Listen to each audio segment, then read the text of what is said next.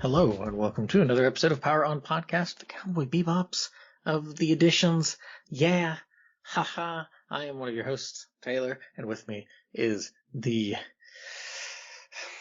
man filled with destiny, we'll say. Mr. Sushi B. Filled with destiny. Filled with destiny. Wow. Yes. I thought you were just going to say the man with funk or something like that to tie into the episode. Nah. I usually don't do that. I'm too lazy. That's all good. You filled me with destiny, though. So yeah. Expecting big things. What do you think destiny tastes like? Maybe whatever you want it to be. Ephemeral cotton candy. I thought you were going to go with, what is that ice cream, like Spumoni? Or? I mean, Spumoni is pretty, it certainly fills a man with destiny, whether that's just because it's making you chunkier or what have you. But stomach pains and brain freeze. We'll get to brain scratch soon enough. Yeah, so. Right. We're getting there. So, but yeah, how you doing? I'm hanging in there. It's in our real time. It's been a few weeks, so good to get back on the proverbial horse here for this particular episode. we were just letting it simmer. Yeah, a little bit. It was good. It was nice to jump back in, knowing like I know we're getting close to the end here, and that little break was good though. Yeah, it was certainly wasn't planned. I think no, it was certainly half of it failing on my part, and then the other half was more so planned. Yeah. So, but yeah, this is we're going to be talking about episode 22, Cowboy Funk. Goodness gracious, this episode. It's an episode. Yeah. Just to throw it out there from the get-go here, there is a wonderful video that talked about Cowboy Bebop by a Steak Bentley. He did I think it's about 43 minutes or so, but it's a really, really interesting bit. And there's a small section that very specifically talks about Andy being kind of the whole darkened version of Spike's apathy and stuff that I highly recommend. It's a good video as well as that, just kind of pointing out about Andy's character. So interesting. Mm-hmm. So with that out of the way, let's get into it here. Some good. What are some of the good things that you enjoy about this episode? Well, I'm ready to move to the gray. Ouch! Really? Yeah, I don't have a ton in this episode that I really like. Honestly. Ooh. Yeah. Ooh. I don't hate this episode, but no, I hear it's not ambivalent. I think that's fair. I don't hate it, but I find it's just a little bit of a fluff stuffing episode that doesn't really provide a lot of movement either way. Okay, we get the reflection here of Spike, but other than that, it's not a particularly exciting episode for my tastes. As I say, you don't like the on the nose Teddy Bomber? No, I don't like no? the on the nose really? Teddy Bomber. Yeah, it's maybe going maybe potentially a step too far. I don't know. I like the. I mean, the joke with the teddy bears. Okay, sure, but. Or Jet wearing the pot leaf, hippies. Yeah, I guess that's kind of funny, and he does have my favorite line in the episode. So. Okay. I guess for me with this episode, especially with the Teddy's character constantly trying to get his point across. Mm-hmm. One thing, not a very good communicator, obviously. The other thing is that the issues that he has with, the needless waste by just non-directioned expansion, just this, not having a philosophical mindset behind what you do. And it is completely ignored because these two are having a spat. Yeah. And if that doesn't highlight everything about like what Bebop is, like Mm. I don't know, like I really I'm like I see what you're doing here. I can appreciate this on a level that I can find pretty annoying with certain characters, but it's like just people in general is that they get, you know, they're too caught up in their own lives to really, you know, quote unquote, see the bigger picture. Yeah, and I would equate for that sentiment that Spike even more so than the Andy character, Mm-hmm. and Andy's a little bit more of a freer spirit, if you will, and is kind of ignoring a lot of the facts that are around him. And Spike is the one that's getting all twisted and bent out of shape by the fact that Mm-hmm. this person reminds me of somebody. And I mean, Faye says it right on the nose. I think more than once even does. I think right at early on, and I think at near the end point as well. Yeah, there's like three different instances. One, when Andy's rap sheet's getting mentioned Mm-hmm. of why he was booted out of the the Young Men's Cowboy Association or whatever. Yeah. It's that you know, he's doing all this damage, and she's like, "Huh, that sounds like somebody I know." Right. And then afterwards, when she's you know with Andy that night, Mm. she's like, "Oh my God, like these two." It's no small wonder they hate each other, or at least you know Spike hates him because they're just so much alike. Then Right. there's the, the after she gets back, she, you know Spike's all angry and he's like, you know, what makes me anything like that ass? And then Jet's like, the part that makes you so damn troublesome. Yeah. uh, But doesn't she say something too when they're actually fighting on the building? Because Jet comes behind, and she says some they're like a similar comment there as well. Yeah, it's frightening how like similar they are because they both go climb up like right. They're just like scaling that thing like monkeys. Yeah. Yes. Yeah, no, that's yeah.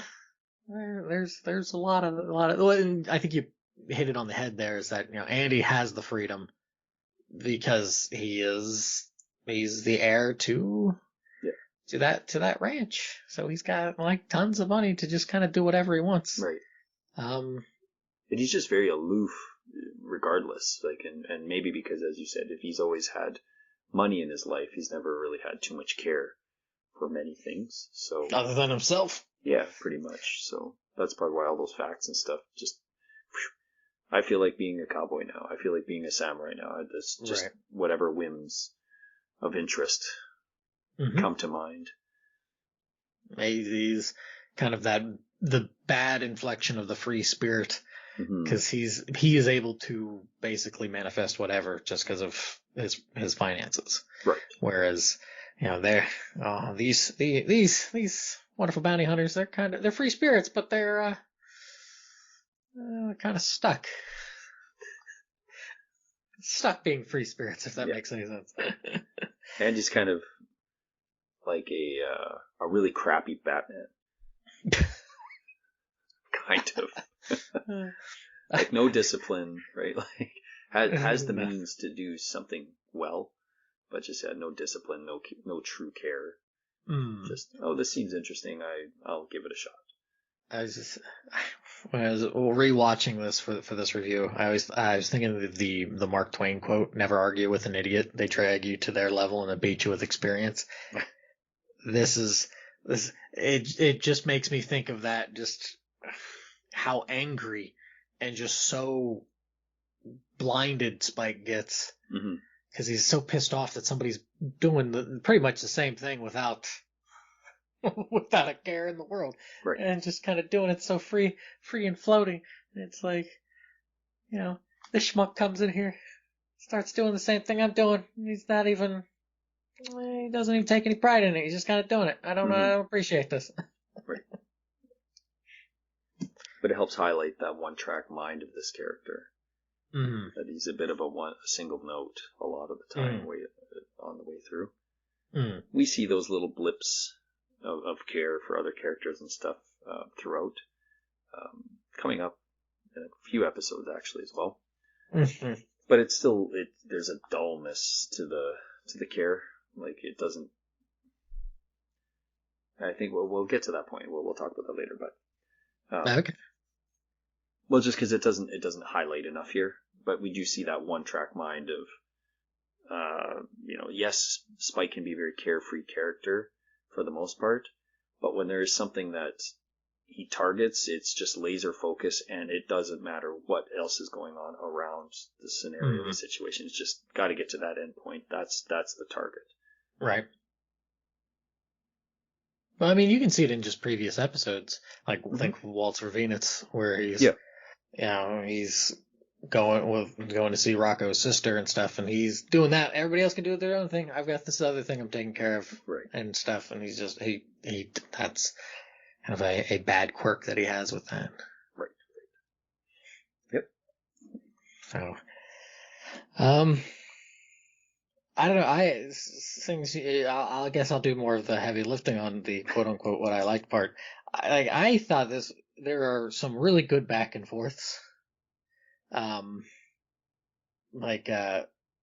on, like very early on when Spike and Teddy are talking, and Teddy's threatening to blow up the building, and Spike's like, you'll be killed too, and Teddy's like, nobody lives forever. Yeah. It's just kind of like, whatever. But there's like that. There's hippie if it was done in a British James Bond voice. Oh, just hush, hush, you, hush. Oh, it's very much a Bond type. I know flair to that. So I didn't imply a very specific Bond actor. No, but one did come to my head. I didn't mean that. I just meant, that's why I said any British Bond actor. I didn't mean a specific individual. I thought you were doing like the exact opposite, where you were trying to go that route. No, it's just I know how much of professed love you have for that actor now after going through all those films. So that's why they are the first one that came to mind. Yes, totally. But I don't know. There's another part too where just like when Spike is relaying the events that happened to Jet and Faye, that they're having there's a very nice back and forth that Jet and Faye are having at the expense of Spike. I think there's some nice elements of that also in the episode that I appreciate. I do like once they've gotten over the goofiness of running up and scaling a wall like Jackie Chan, the lighting effect when they're having their duel at the top of the building. It gives more sepia. Yeah, because the sun is starting to set and everything. It looks quite good. And the one thing, anyways, I've got negatives of that component as well, but I thought the lighting effect looked good and the animation quality looked quite strong.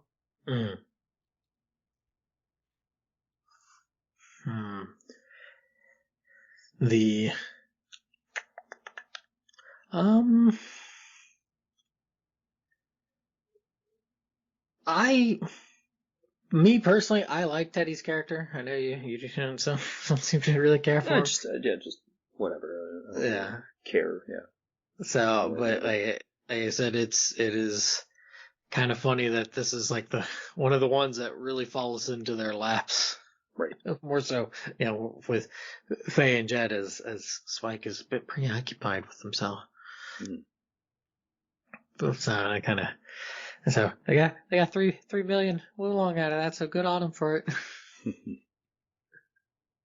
you think since Andy's physical features are so similar to Spike, did they just did you think during the animation process they might have just taken cells and flipped them a little bit, or?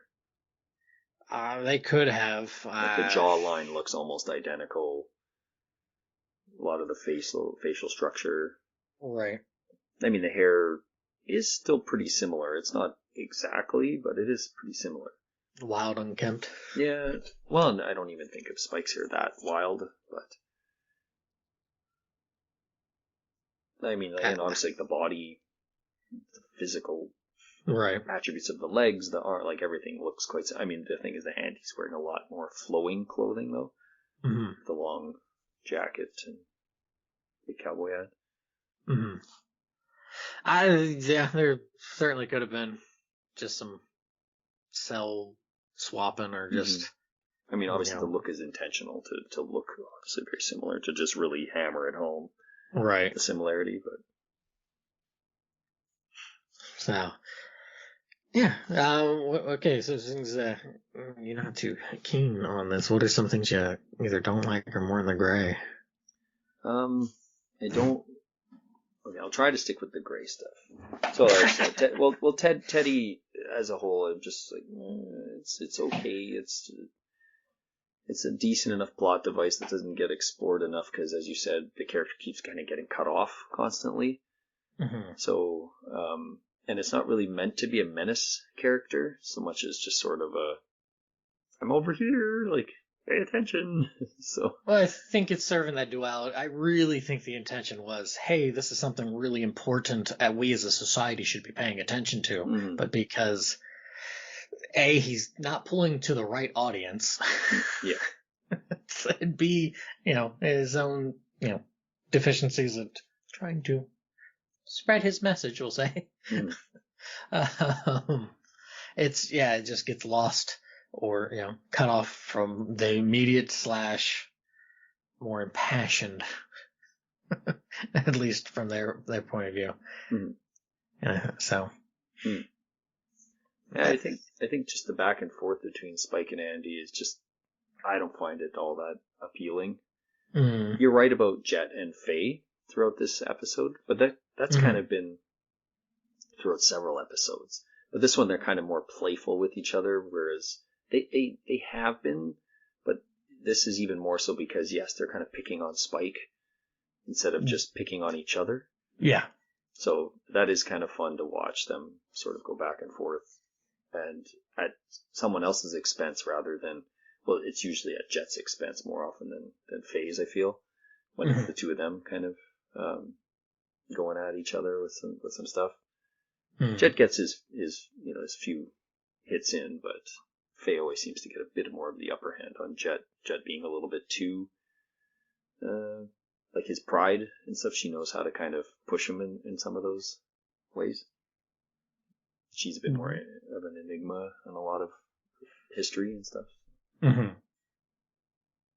But yeah, so I don't really like the general dynamic between the two characters. I don't find it that interesting. Gotcha.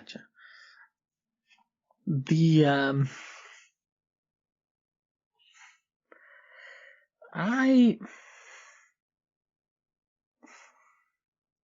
don't know. I feel like there's much that I dislike about this episode. It is a little bit more because it's doing a bit of hopping here and here and here and there and there and there. It does have a bit of a, I don't want to say frenetic, but leans towards that a little bit. It feels like with some of the pacing on it. But I don't know. It's an episode. Even though there's a lot going on with spinning its wheels, it doesn't feel like it's dragging to me. So I really don't. I don't have too much in the complaint department about that sort of thing. So yeah, okay. Yeah, like I said, just as a whole, I just find this episode not forgettable necessarily, just not that appealing.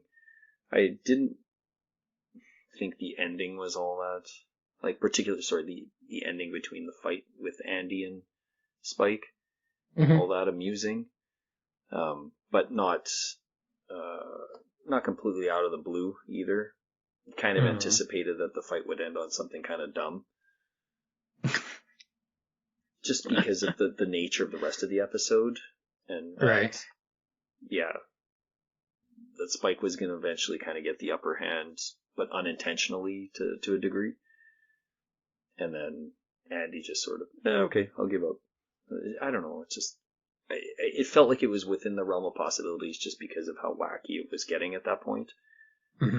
But I just didn't really find the conclusion satisfying to just. I mean, but I don't know. I think this is where like I kind of like that in the sense of um not as something quirky or silly or different or whatnot, but in a way of reinforcing the idea of this is stupid. Yeah. Like, pants on head kind of stupid. Like it's just dumb. It's dumb in the sense that here's is Spike who's like getting all butthurt about this goober, which initially nobody believes him about, but then he continues to ratchet up his anger about it. It's like after that first interaction, certainly, and then after that, and you have that stupid bit at the party where he's like, hey idiot, we just met yesterday, right, and stuff like that. After that, that's all on Spike to continue to ratchet up the dumb and to allow himself to be gotten like that. Mm-hmm. And to me, it's a good way to reinforce it. It's like, this is stupid. Now you're shooting at each other. This is escalated really, really out of hand. Way out of hand. Is that because Anchorman line or whatever? Oh, that escalated really quickly. Yeah. Got out of hand. Killed the guy with a trident or whatever. Right. Yeah, in a way, yeah. No, that's a good, I think, a good comparison. It's like you are getting way out of it for what your own life is. Right. Like there's no point in you being this way. Mm. It's like be pleased as punch, thinking you're way out of his league, kind of thing, because you're just such a more professional. He's gonna go play on and do his own thing. Yep. Like, stop getting riled up about it. Like, so. And then just it ending the way it does. It's, I don't know. I just think it's just like, oh yeah. Just stop being stupid about it. Right. Go about your day. Right. I'd say what are some things you really dislike on this episode? Because it seems like you're kind of holding back on some. No, not necessarily. I just don't find it all that appealing, and being, I think, probably this late into the run. Mm-hmm. I know there's a lot of these levity episodes that kind of are sprinkled throughout, and because I know we're going to get some quite heavy content on the back end here. Yeah, this is the last little frolic before the foray into the unfun. Mm-hmm. Mm-hmm. For sure. So I can see why they would want to drop an episode like this in here. Mm. And I don't know if this was placed anywhere else, if I would appreciate it or like it anymore. It's just not a strong episode for me. That's kind of all it boils down to. Not because it's absurdly terrible or anything. Just don't really find anything that I can really gravitate towards on most of the content on it. Mm. I do get to see one of the old three men again. They're whistling before Andy shows up. At least I think it's one of them. The shadow of him at first?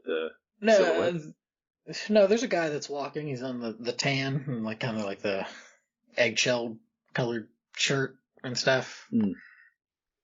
I think it's him that's walking. That's whistling at first. Mm. When Spike's there at the fountain with Teddy. Mm-hmm. I think it's one of the old men. Yeah, okay. So,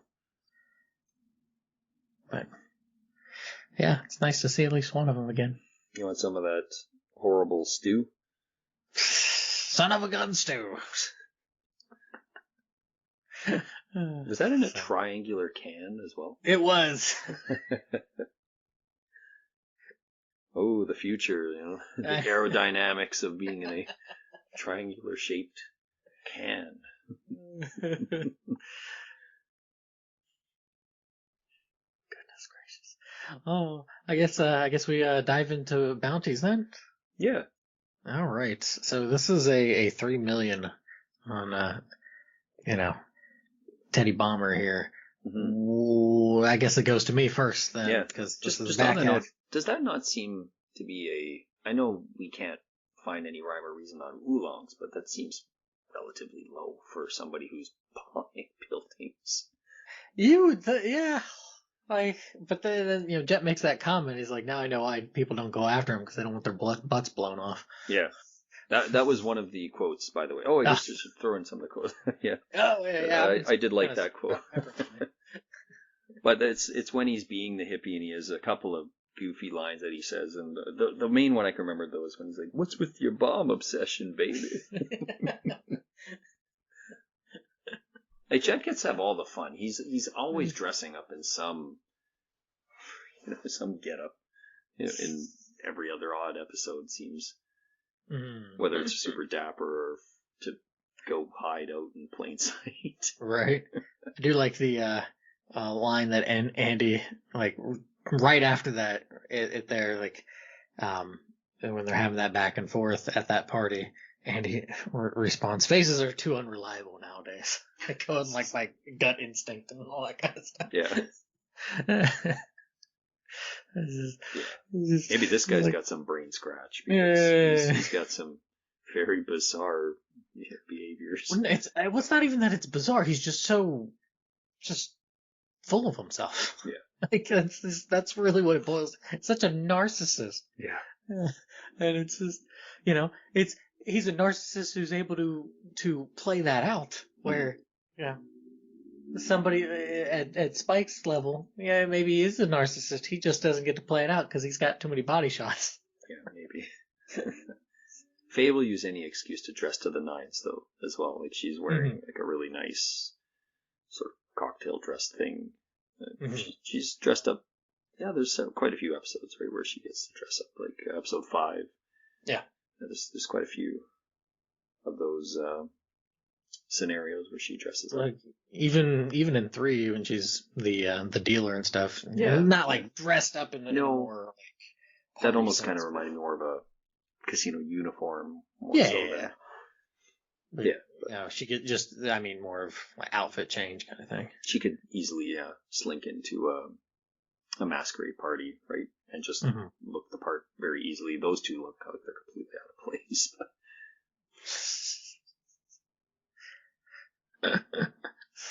So, the 3 million, I enjoy this. It's not certainly my favorite, but I'd probably put it in the higher half.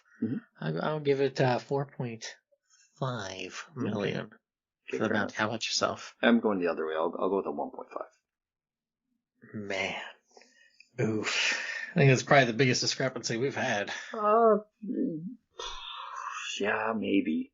And it's not that bad, right? Like, on paper, it looks kind of wide, the gap, but it's not like that wide. It's not like a negative 10 million it's awful. Or something. Absolute it's not a horrible episode. It's definitely not going to be one that I would pick out if I had to pick random episodes to watch. It would not be one of them. Gotcha. Not even for that whistle? No. Not at all for the whistle. You don't like that tune? No, it doesn't bother me. It just that wouldn't be a reason enough to watch this episode. Fair enough. So, all right. Any last comments you want to make for this one? Nope, I don't think so. I'm ready to move into the next episode. All right. So thanks for listening. If you got any comments, maybe Sushi has the right of it, or maybe I am more in the right of it. I don't know. There's really not any right because it's an opinion, of course. But more importantly, let us know what you think. Maybe there's something we missed that you're like, oh yeah, this is really interesting, or oh, this is really awful. Let us know. Thanks for listening, and see you, Space Cowboy.